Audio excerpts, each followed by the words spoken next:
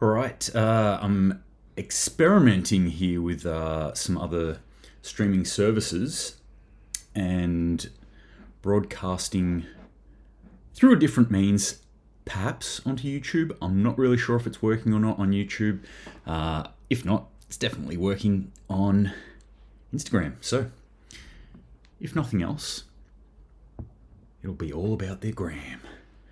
All about that gram. Welcome to the SitRep for today, which is the 4th July in Australia. It's not quite there yet for you people in the USA. You might be just crossing over into that time period. Probably not. It's probably like 11 o'clock or something at night there, depending on where in the continental USA you are. But July the 4th, obviously a pretty big deal for those who are American. Had a little fight over there at some stage, overthrew the tyranny of the British government, which we never did here in Australia. And here we are. Still under the yoke of our beloved Queen, whom all reports still say she's alive, apart from the Tinfoil Hat Brigade, who are 100% certain that she's dead. She's a dead lizard person now, according to the Tinfoil Hatters. But anyway, that's like total tangent. I don't even know where I'm starting today. Welcome to the SitRep. This is the situation report where I go through news stories that I find interesting over the past 24 hours and talk about it from the perspective of prepping so that you and I can hopefully become more self-reliant human beings. I think that is... I was talking about real wealth yesterday, and I was talking about land and things like that, but having the knowledge, the skills, the ability to actually grow your own food, source your own water, build your own shelter, that is wealth. I don't think I got around to that point. I think I just went off on a tangent and stopped because I'd been going for an hour. But wealth is being self-reliant. It's not the money you have in the bank. It's not how many cars you own or any of that shit. It's what you can actually do when the chips are down, because looking forward into the future, the chips may be down. Why have I not got sound here? Anyway, we're not getting sound out of this thing. That's odd. I must ignore these technical difficulties for now. There we go, sound. You may have just missed that rant if you're watching on YouTube. I don't know if you're watching on YouTube. Tomorrow I'm going to try Twitch, by the way. It seems like a real young kid's game, but I'm going to give it a crack. I'm going to try streaming on Twitch. I've got no fucking clue what it is. I've looked at it, I've gone, I don't understand any of this. There was like people doing workouts, there was like videos of chicks with cat's ears on making weird sounds into microphones. It's one of those moments where I feel like a full old man. I'm like, oh, what are these kids doing nowadays? What the fuck is this? Why is this woman making licking sounds into a camera, into a microphone? Like, apparently it's something to do with relaxation. All it does is stress me out. I just look at that and get more and more stressed and angry. Anyway, I'm going to give it a crack. So if you see me in kitten ears and making weird sounds into a microphone soon, you just know that like I've just caught on to the latest trend. All right, let's jump into the stories today. This one I found particularly interesting. This one popped up. Who is this on? Greyman Briefing. Greyman Briefing is a great source of information. Check them out on Instagram, but mainly on Telegram. Or their website. I posted up a whole heap of like loadout guides, survival guides, first aid guides, emergency preparedness guides, all that sort of stuff that I bought and downloaded off a website called Superessy Straps. So go and have a look in my stories if you want to find those dudes. Fantastic resource. Go check them out. They are also linked with the Greyman Briefing, who put out really good information blasts. It's very US centric, so it may not be super applicable to us Aussies and New Zealanders, but it's super interesting news nonetheless, I find. And you can pay, like you can get little tidbits of information, but you can pay for the full service and they'll give all the information to you. Anyway, I got this one off them. Electrical companies nationwide are seeing an overhead transformer shortage. That's the transformers that are up on the poles there. The electricity comes in, gets transformed, like turns from Megatron into Optimus Prime. No, it transforms the type of power that's actually heading through there to scale it to household usable electricity. Anyway, I've said this before. This is a huge hole, a huge vulnerability in our critical infrastructure for electricity, in that if an EMP or something like that hit, the way EMP, like, so you got different types of EMP. That's an electromagnetic pulse, okay? And you can generate one from a nuclear blast, especially up in the stratosphere, or a coronal mass ejection from the sun could come and hit the Earth and create an EMP event, which would essentially wipe out all electrical equipment that we have. Now, they work in different ways. There's different wavelengths, and I'm not going to go into that at all today. If you want to know, shoot me a message, and I'll point the way to some really good videos. Canadian Prepper, Nate over at Canadian Prepper, has put out a whole series on nuclear weapons, talking to an expert, and one of the latest ones he did was on EMP, so go check that one out. City Prepping's also done some good EMP type stuff as well. But what I want to talk about as far as EMP goes is one of the things that can be destroyed is our actual electrical grid, our infrastructure, because it can hit the power lines and travel along power lines, and it's going to hit transformers, blow up transformers. That's bad because we don't make transformers in Australia or US or UK or anywhere in the West. They get made in China, and they are currently in short supply, even without any issues. If there was an issue now, the technical term for it is we would be fucked. That's the actual technical term that I have created for it. Fucked. So, US is already finding that there's a nationwide shortage in overhead transformers. Companies are operating with 10 to 25% reserve supply of the units. So that's not really good, because we've got a lot of aging infrastructure within these sorts of things, within these critical infrastructure things like the electricity grid. It's already aging. It's already sort of falling apart. So when we see these sorts of things, when I see this sort of stuff, I'm like, this is bad. This points to me again. We've got to sort our own electricity out. Do not rely on the government to give you electricity. Do not rely on large electricity companies to supply you with electricity, because they don't always do that. In conjunction with this, also from the Grey Man Brief, that the city of Jackson, which is in Montana, have come out and they put this post out. There's this actual post that they put out on Twitter and Instagram, I think, that says, from the official City of Jackson, do you have a generator? If you do, please call City Hall on blah, blah, blah, blah.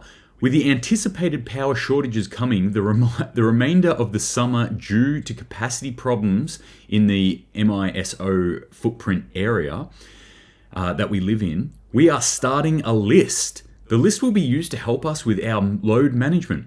If there is a power outage, it will most likely be for 1 or 2 hours. Thank you for your cooperation. So here's the government coming out and saying, hey, we can't supply electricity. We know we're not going to be able to supply electricity. Normal human beings, do you have a generator? Any type of generator? Well, we're going to need you to kick that generator up and start pumping it back into the grid. Thank you very much.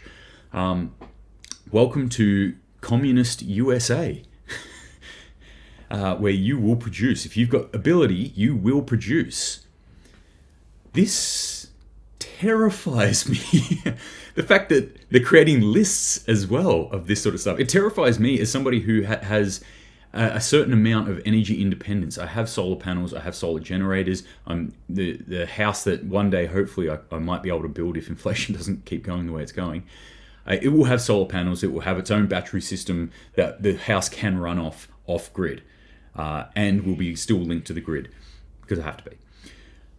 I've also got petrol generator. I've got smaller electric generators, smaller solar panels, all that sort of stuff. The fact that the government is starting to trying to create a list of people so they know who they're going to call when shit gets bad. What's next? Are they going to start going to people like me, like, hey, I know you've been on the Instagram a lot talking about how you store food. Do you have food stored up? Because we're having a food crisis at the moment and we need your food. At which point I'll go, well, yeah, you can have it, but it's going to cost you some lead as well. Don't come to my house seeking food, government. If you're an individual and I like you, then I might give you some food. If you're the government, I'm not going to give you food. I'm not going to give you electricity either. Go fuck yourself. You should have managed this problem much better than you have. That's all I can say. Anyway, that's ominous signs, and I don't like where any of that is heading this morning. So once again, I just want to use this to highlight a point I call OPSEC, or what we used to call in the military OPSEC. So we would say operational security, and what that basically means, OPSEC, is keeping your mouth shut.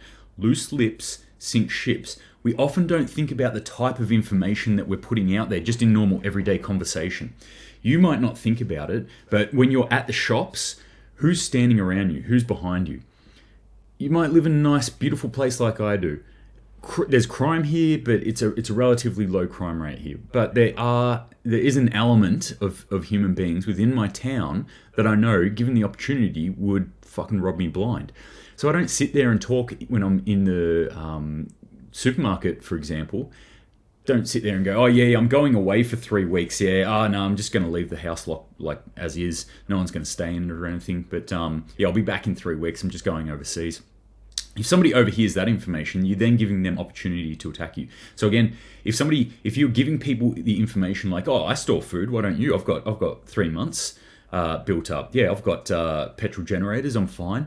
Well, when things go wrong, first off, they're going to come flooding to you. That golden horde, the zombies, are going to come marching to your place like, feed me, give me electricity, I need my iPad to be powered, which you might want to do or you might not want to do. So you need to really be canny about who you do and do not give this information out to, and don't obviously plaster it all over the internet. Yes, I know the irony of that I do plaster this all over the internet, my preps and things like that. That was a conscious decision that I made, okay? For years, for over a decade now, for maybe like 15 years, I've been prepping in one way or another. And I have gone up and down in those preps. I have lost a lot of things over that time. I've had house fires. I've had times where I've moved interstate or overseas, and so I've just given away or sold all my stuff. But I made the decision that it's probably more worthwhile right now in the world for me to be putting this information out there and to encouraging others to do so. But I don't necessarily recommend you to do that. You should probably be thinking about this, whether this is information that you want to put out there, because the government will get hold of it. How will they get hold of that? Well, here's an interesting thing, another side note here. New York law that starts in September the 1st bans firearms nearly everywhere under a sensitive location designation. Applicants for I'm not sure if this is a gun license or a carry license or what, but within New York, the state of New York, applicants for some sort of firearms licensing must submit all social media accounts they've used in the past 3 years. So then the people who are giving out the permits for the weapons will then review all your social media posts for the last 3 years. I mean, this is good and bad. It terrifies me a little bit that kind of restrictions going on. This is a social credit system. There's no other word for it. It's definitely a social credit system. Have you been a good boy or girl, then we will give you your toy to play with. It's also yet another sign where I'm saying, hey, think about your operational security. Think about what you put out there. If you're sitting there plastering your feed with like, fuck Trump or pro-Trump or yes, Roe versus Wade, no Roe versus Wade, whatever it is, you are solidifying your thoughts on something for eternity, essentially. As long as electricity is turned on and somebody can access that server, then it's always going to be out there. And that might be fine now. You might be on the right side or the correct side of history, but what if things change in 5 years, as they have? There was shit that I was doing 10 years ago, which I would be dragged over the coals for right now. I just thank the maker that there was no sort of form of social media that I was really plastered on at that time and didn't have the ability to throw all these crazy things up there. So, operational security, that's sort of what I wanted to touch on today and talk about first off. All right, New Zealand. What's happening with New Zealand chickens at the moment? A CO2 shortage threatens New Zealand chicken supplies. Plans are in progress to reduce production of some chicken products, according to the country's leading poultry meat producer. So they're saying they don't have enough CO2 to produce chickens, eggs. What else was thrown in there? Oh, it's also threatening fizzy drinks and beer. Not enough carbon dioxide gas. You know that stuff that everyone's so freaking worried about that's in our atmosphere, like carbon dioxide, it's it's going to kill us all. We're polluting the atmosphere and global change, warming, fucking blah, blah, blah. Apparently now there's not enough of it either. Not enough in the right areas. But yet again, another chipping away at our food system. Can't rely on this food system. If you're sitting there with like a baby bird with your mouth open to mummy daddy government, waiting for food to come to you, that's a pretty poor game plan. Hope is not a strategy. Go out and garden. Get in the garden. Get your fingers dirty. Get into it. All right. This is a really interesting, weird story. So this story pops up. Egypt shuts down the Red Sea beaches after a woman dies in a shark attack. Okay, that's bad. I mean, if you're in Australia, we're like, oh, okay, yeah, shark attack, that happens. Doesn't happen a lot in Egypt, so that's something that's weird. But then this story was followed in a different channel. I just happened to read both of them one after the other. A mysterious creature with 2 sets of jaws and no eyes washes ashore a beach in Egypt. Okay, that's weird. There's a photo of it. It's like this giant eel-looking thing, and it's hard to make it out. It looks all sort of dried up and dead-looking. But the woman who found it described it as a mysterious creature described as looking like an orc from Lord of the Rings. Are we sure that other woman died from a shark attack? Or is there some sort of like new animal that we haven't discovered yet that's, maybe being melted out of permafrost somewhere in the world, or crash landed from another planet here? Just to go full conspiracy mode for you this morning. That was a weird one. I thought that was weird and funny, so I thought I'd throw that in there.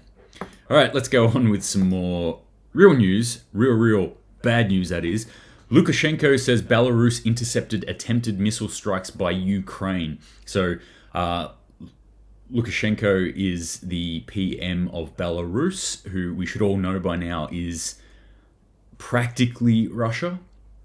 But they've very interestingly stayed well out of this war thus far. They've just sat there and gone, not us, we're not doing anything. Yes, we're friends with Russia. We're not in the fight, though. Don't do anything to us. There's been moving of nuclear weapons. There's been build-up of their military. They've been conducting a lot of military exercises of late. And overnight, Belarus, here's another story. Belarus explains nuke talks with Russia. So they've been talking about nuclear weapons, about pushing more missile systems into Belarus. This is news that's been happening over the past week. Putin came out and said, yes, we're going to push these missile systems into Belarus to help protect ourselves, Russia. And then just dropped right at the end, a little bit of by the way, they can be armed with nuclear warheads. Bye! And obviously NATO and the West were like, ooh, he said nukes, he's going to fucking nuke us, it's right on the doorstep of Poland. And then we had that whole shutting down of the Kaliningrad railway as well. So obviously these tensions are just building in this area, and it's not getting any better. So on top of this, the nukes, the missiles being pushed in there, Belarus firing up. Now I get this story that comes in that says that Lukashenko says that they just intercepted a missile attack. So he basically said, hey, Ukraine's shooting missiles at us. We stopped it. No one was hurt. We were good enough to stop it, but they're firing missiles at us. That's, like, to me, this just totally smacks of a prelude for Belarus to stepping into it now, officially coming into the war. which will shake up. I think what's happening here, my kind of take on this is we've got Finland and Sweden joining NATO. The shifting of the power now, so it's kind of enveloping Russia, and Russia going a bit like pushing back a little bit and saying a little bit of fuck you to NATO and going, oh yeah, well now Belarus is part of it. Also overnight, where is this story? Do I have it? Yes. Okay. The Luhansk region, which is part of that. What direction am I going? Eastern side of Ukraine, which has been occupied by Russia, and was the one of the two parts that were the instigation, or Russia's instigation at least, for stepping into the Ukraine, saying that they are independent sovereign states and that they need to be protected because they're being attacked by Ukraine. Well, it has, by this report, officially fallen and is now fully under the control of Russia. So what we're seeing here is the solidification of that area, allegedly by Russia. We're seeing Belarus step in, so we're seeing the Red Army starting to pour across the map now, and push officially a little bit more westward. Watch that space, I guess. Nothing good coming out of there. What else have we got? Here's another report. This is from Russian propaganda that says the EU needs at least 3 years to replace Russian gas, and I think that's probably pretty more on the accurate side, as opposed to the Western media. What we've been getting out of the Western media, which is saying, no, it's all cool. We're just going to cut off Russian gas. She'll be right. Especially Germans, like go and ask a German. They know she will not be right. They are freaking out from all reports, and I'm not talking about news reports. I've seen quite a few news reports coming out of Germany that people are like they're sold out of wood fire heaters. People can't get access to wood right now. Like it's just totally sold out. People are starting to freak out. I'm talking about people, other sources that I have in the area and in Germany that I've been talking to, and they're like, yeah, we're freaking out over here. It's bad already, and it's summer. When winter hits, we don't know what the fuck we're going to do. So, this Russian report where they've come out and they said, look, the EU needs at least 3 years if they want to replace or wean off Russian gas. It's just not going to happen, right? You can't do it overnight. As I keep saying, like all these sweeping reforms and changes and things like that, yeah, we'll just slap sanctions on and it'll be all right. That's not the way the world works, this system works. And I don't know why our leaders are heading down that path. It makes utterly no sense to me at all. We shouldn't be going down that path. We should be like taking real concrete steps to do it, thinking how the effect is going to come out in 10 and 15 years' time, at least. But that's not the way the world works at the moment. All right, flooding. We've got flooding events in northwest Turkey, apparently. I don't have a lot of information on it, but northwestern Turkey is underwater. Similar to Sydney. Sydney is underwater quite a bit at the moment as well. Where's my story on that? That's not it. Warning of life-threatening situation as dire weather in and around Sydney continues. People in and around Sydney have been warned that the torrential rain being dumped on the city is a life-threatening situation. And further fatalities, because there was at least one person who was swept away in stormwater yesterday, I think, could occur on Monday, that's today, as the East Coast low batters populated areas. So yeah, a lot of rain coming in, a lot of rain focused in on that area within Sydney, that sort of central New South Wales area. All up and down the coast really, but that part's getting smacked pretty bad. If anyone remembers, I mean, I'm getting rain here. There's some localized flooding here, but it's like we've had now, I think we're up to like 8 maybe flood events in the last 2 years.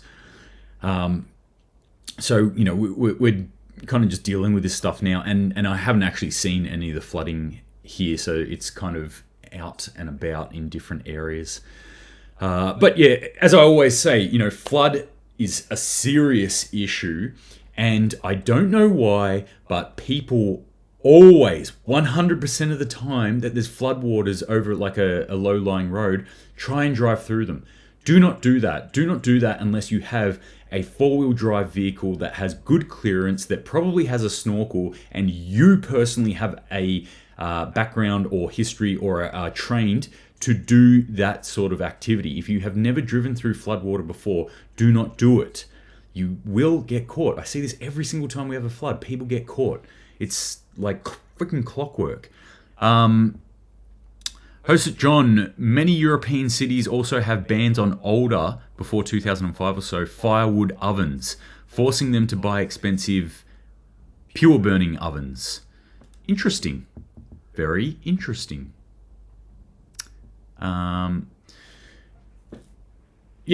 Obviously all these sorts of things are going to exacerbate an already difficult situation. And this is what I'm talking about with runs on certain items. Sometimes you can predict what it's going to be, but quite often it's hard to predict exactly what it's going to be in any situation. This sort of thing sneaks up on people. It's like, I would have never predicted toilet paper in 2020. Like that I was like, what the... Who would have thought that toilet paper would be the thing that people did runs on? I actually have bulk toilet paper, but that's just because how I buy things. But I would have thought it would have been like canned veggies or something like that, or like, meat products or something, but it wasn't. G'day, Ryan. Oh yeah, love it when Serious Stew shows up. Damn flood ignorant people. Yeah. That's my friend, for those who don't know. It's a bit of a maybe slightly inside joke there. My friend who lives up in the Northern Rivers, and I went up and we helped out together. We went out there and helped people after the massive flood events they had. He was obviously caught in the floods for a time as well. Not in the floods, but was flooded in. So like people know you. Like people are starting to see it now. And Ryan, you're definitely one of them. You would have seen how many people got caught out, how many people were just stuck up in that area. It didn't help that a lot of them were... Oh, sorry, best friend. Yes, sorry, Ryan, best friend, my bestie. A lot of people up in that area are kind of... how do I put this? They're hippies, right? And so they're enjoying life and they're doing all those beautiful, nice things and singing Kumbaya around campfires or doing whatever. And maybe not anchoring themselves in the real world and actually thinking about the skills that you're going to need to survive in an emergency situation. Then emergency situation slaps you in the face and you're like, whoa, hang on, shit. I need to actually do some stuff now. Luckily, there are also some fantastic people up in that area who are very capable. A lot of farmers, a lot of people living off the land, a lot of people who are into survival, into bushcraft, into wilderness sort of activities. So coming together as a community is also a thing that they could do, which was beautiful to watch. All right, what else is happening in the world? Let's talk about what's happening in Central Asia, a part of the world that I have a fair bit of interest in. I spent a bit of time in this area of the world in my younger adult life, sometimes fighting wars, sometimes protecting people, sometimes, reporting or helping reporters report news and stuff like that. Uzbekistan, though, we've had Kazakhstan in this area, which had some huge riots in and around that time where the Russian invasion kind of happened, and they got quelled or taken out of the media a lot, so we don't really know what the actual end result of that was. But now we've got Uzbekistan. Uzbekistan is having massive riots. Why do I report on riots? Why do I always report on riots around the world? I think this is something that we're going to see more and more of around the world for various reasons. What's this one about? Well, they've got... Let me try and explain Uzbekistan for a sec, or not all the stands, but many of the stands. We from the West think of unified, solid nations, and we think of them being there forever and all time, and that's it. But that's not how history works. This idea of nation is actually relatively new, the way we've got it. And we've got nations now, and all the borders, all the space, all the land is taken up. But it used to be just this area, and then this no man's land, and then this city-state here, and then no man's land, and this tribe, or sort of people up in these mountains. That's how the world has been for most of our history. And it's just a very novel thing now that we've drawn lines on a map and we said everyone on that side of the line is, Indian, everyone on that side of the line is Pakistani. Arbitrary lines on a map created by somebody who quite often was not those people. So Uzbekistan, you've got many different people here. All the stands, again, like Afghanistan's classic example of this. It's a tribal country. It's very much a tribal country. And then you've got a certain tribe or a certain type of people who are going, we're Afghanistan. Go up to the hills and ask someone from the tribe there, so how do you feel being an Afghani? And they'll be like, a what? Well, you're an Afghani. You're the same as the person from down in the Dasht area or the people up near the Pakistan mountains, near the tribal disputed area down there, or the people up north. And they're like, no. No, I'm not. I'm from this tribe. I am Tajik. That person's Uzbek. That person down there, they're, Paki. That's more Iranian over there. That's Persian people over there. That's how they think. Okay, that's how a lot of this area of the world thinks. So you've got this idea of nation being enforced upon it, but you've got autonomous zones within it. One of these autonomous zones is worried because the PM who wants that unified country has come out and said, "Hey, I'm just gonna change the constitution a little bit. So don't worry about it." They're all up in arms. They're like, "No, do not change the constitution. That's like you're trying to take our autonomous powers away." So the PM's come out and said, no, I'm not. Don't worry about it. Everything is cool. That hasn't stopped them at all. They've continued massive riots. There's a lot of videos and stuff like that out there if you want to go check them out. A lot of blood on the streets too. There's been deaths. There's been some form of counter protesting as well that's been going on. Again, not a lot of information coming out of here. I'm trying to pull stuff out. This is another one of those examples, like at the beginning of the Ukraine conflict, where I get that feeling like, I would actually like to go travel over here and see what's going on, because this is the kind of information that we can't get in the West. But anyway, this is happening. It's pretty huge. Over in the last couple of hours, I just saw a story that they actually backed down from these amendments to the Constitution. So perhaps they backpedaled a little bit to try and quell the riots. I think their plan there is to try and make things calmer for a little bit, and then when things are calmed down, then maybe try and reintroduce them. That's what it looks like they might be trying to do to get these amendments through. But yeah, fractious part of the world again. Who does this help? Who does this hinder? I mean, this doesn't necessarily change our lives here in Australia, but again, riots, things like that, it's always something we've got to look out for. Also, I like to remind people that this entire part of the area used to be part of the USSR, and a fractured nation state in this part of the world, one that's experiencing rioting and massive civil unrest, is ripe for a bigger, stronger country to come in and say, we'll look after your security. I'm not saying the USSR is back in the USSR, but if they were to, that's how I do it. Okay, what else have we got here? Let's jump over to the US now, where Representative Elise Stefanik, who is New York, I think, is introducing a bill to address domestic food security issues and the global food supply chain, which I think is a really interesting thing, a really maybe good thing. Like, this is the sort of thing that government should be thinking about, is about food security. It's what governments have been almost totally ignoring. Like, they talk about it in a think tank about what could go wrong in the world here or there, and then just drop it, and you never hear anything about it again. Here we have one of the government starting to introduce a bill about food supply chain, about food security. But here's the specific part of it: by preventing foreign adversaries from acquiring U.S. agricultural companies. Okay, so there's like a lot in here, and it's very mixed in with good and bad. Restrictions on who can do business. It's an interesting one, and it's one that even gets me to go like, I don't like restrictions on any sort of business stuff. I don't like that at all, personally.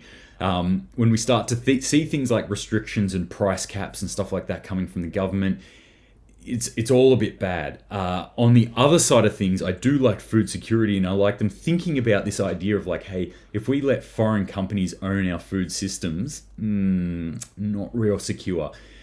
Now, the interesting subtext to this, which I think everyone should see as quite obvious, it's clear as day to me, is this is clearly targeting Chinese companies. I don't know any other way to put it. I don't think they'd have that much worries with, say, a UK company doing it or an Australian company doing it. I think this is pretty clearly focused at Chinese concerns. So Chinese businesses buying up food, agricultural concerns within the US. That's what they're trying to stop here. So yet another step along the path to war between US and China. But also, very interesting in here. I think as a side note too, they said preventing foreign adversaries. They might want to also look at domestic adversaries, i.e. Bill Gates buying up all your land. That could be a concern also. Just me as an outsider looking in, for any of you USA people out there.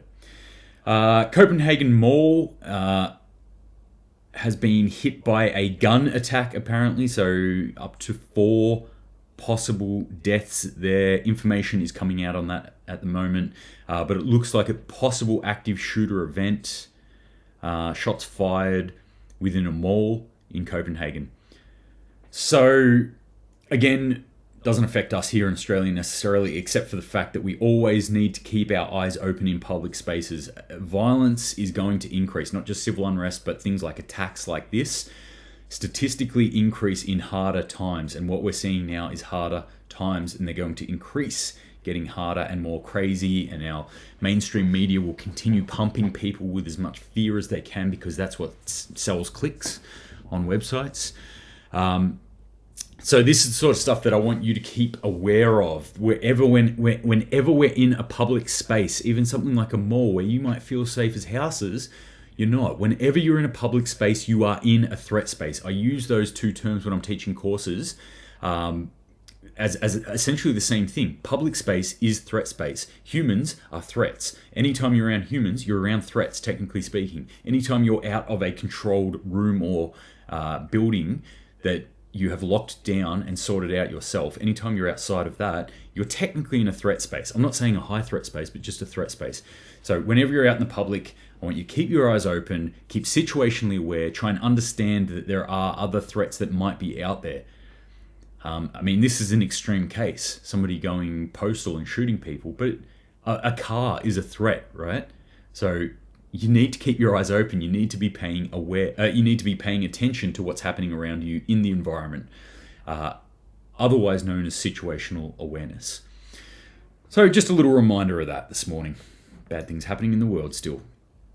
Oil prices. Oil prices could hit stratospheric $380 a barrel if Russia retaliates to G7 oil price caps. So I was just talking about price caps and how I don't particularly like them. Well, the G7 came out and they said, hey, look, we're going to put caps on oil prices. It's ridiculous. You companies, you're making money. Or Biden came out and said, you petrol stations, you're just making all this money. So I found that stupidly hilarious. Just yet another dumb thing that this dude said. But I don't think petrol stations are like making, even if they are making a bit more money, they're not making that much more money that would affect petrol prices to the magnitude that we're seeing them affected at the moment. Who is making money? Well, petrol companies are definitely cashing in on this increase in price, and they're increasing the margin that they're making as well.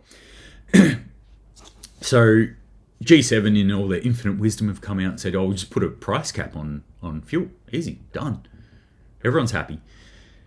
No, not everyone is happy. And it's also aimed at Russia, because Russia is still making bank off their oil. In fact, they made allegedly more money in the last year off oil than they have in all the previous years that have been selling oil.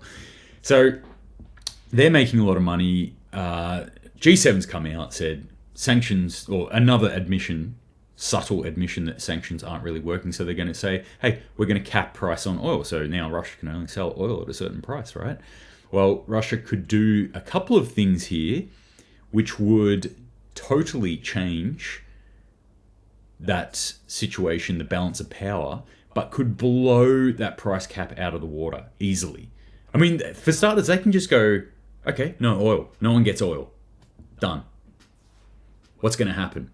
There's going to be a worldwide shortage in oil. That price cap's going to hit a point, and it's going to actually hinder more oil getting pulled out, because companies will be like, well, it doesn't make sense for us to pull more oil out because you've capped the price anyway. At that point, that cap will probably get blown off, and then there's nothing stopping the price of oil. It's just going to go 380. Just to give you a perspective, we're at 100. I think it was 111 this morning, maybe 114, somewhere around there. It bounces around there at the moment. So 380, a little bit more expensive. Good luck. I won't be filling my car if it hits that sort of level. All right, that's pretty much all I'm going to talk about today. A lot of different stuff still going on in the world. A lot of craziness going on in the world. One thing I want to really reiterate today is that our best way to keep ourselves safe is to do just that, keep ourselves safe. Do not rely on the outside sources. Do not rely on the government to do this. I know I pretty much say this every day, because my whole shtick is about creating self-reliant human beings, or at least encouraging people to be more self-reliant. And that's the journey that I'm on, always trying to become more self-reliant in what I do. I'm certainly not 100% self-reliant, but I want to keep working towards that. I want to get to a place where I can say, you know what, I still utilize all these beautiful things that our society gives us. I still very much stand on the shoulders of giants, of those who have brought all these things to our doorstep, all the conveniences into our lives for the past 50, 60 years in the form that we've been doing it now. Longer actually, 70, 80 years. But I'm also not going to be just totally reliant on that. Uber Eats is fantastic every now and then, but I know how to cook. That's the way I want you to think about it. Calculators are fantastic, but I also know how to count and how to add and how to do long division, right? So learn those basics, learn those things, because if you don't have access to the things, all the conveniences that we have today, then you're going to need to know how to do that. And there's nothing that's showing me at the moment that at some point in the kind of near to midterm future, that we are going to lose some of these things. That we are going to go into a world where we might not have electricity 24/7 anymore. That we might not have communications all the time. That we might not have a steady supply of food all the time. So these are the sorts of things. Again, I'm not trying to fill you with fear. I'm trying to inspire you towards being a better human being. But that's it for today. I'm going to wrap it up there. I have no idea if this went out on YouTube or not. I'll find out in a second. I'm guessing probably not. But you there on Instagram, you got to watch this, so lucky you. If you've got any questions, as always, please send them through to me. Love to answer it. Any comments or anything like that, any news articles that you find that you think is interesting and you want me to have a chat about, send them on through and I will have a chat about it. But apart from that, remember to keep the eyes open when you're out in that threat space known as the public world. Remember to continue to prep. Continue building up your food. Go get your hands dirty today. Get them in the garden. Before it's illegal. That could happen. And that's pretty much it. So thanks for joining me again. I really appreciate it. Thanks for the comments. And stay safe out there. Semper Paratus.